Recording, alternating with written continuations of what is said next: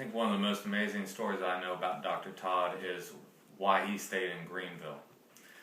He had become a professor here at ECU back in 1950, and I think 1950, and he had just started, and Sweetheart became ill. And so she was at the hospital. The old hospital was on 4th Street, and ECU is on 5th Street. And he was at the hospital, and he talked to the doctor, and the doctor said that Sweetheart needed a transfusion, but they didn't know if they had enough blood, and that he needed to, since he worked at the university, he should ask some of the student faculty if they would mind coming over and giving blood to help her.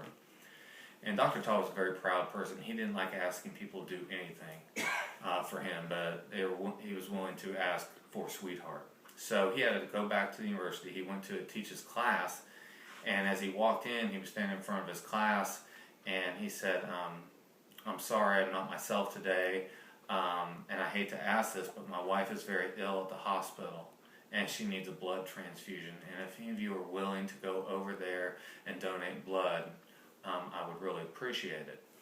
And he said that about that time, two or three people in the back of the class stood up and walked out, and he was thinking to himself, oh my gosh, I've offended these students. I can't believe I did this. I'm so sorry I did this. And he went on and taught the class. And a couple more would get up and leave during the class, and he's still thinking, oh my gosh, I've offended my students. And at the end of the class, everybody got up and just kind of turned around and walked out. Didn't go up and talk to him. And so he finished his stuff that he had to do at the university, and then he walked back to the hospital to check on Sweetheart. And as he was approaching the hospital, out the door, down the block, and around the corner was a line for students to give blood to Sweetheart.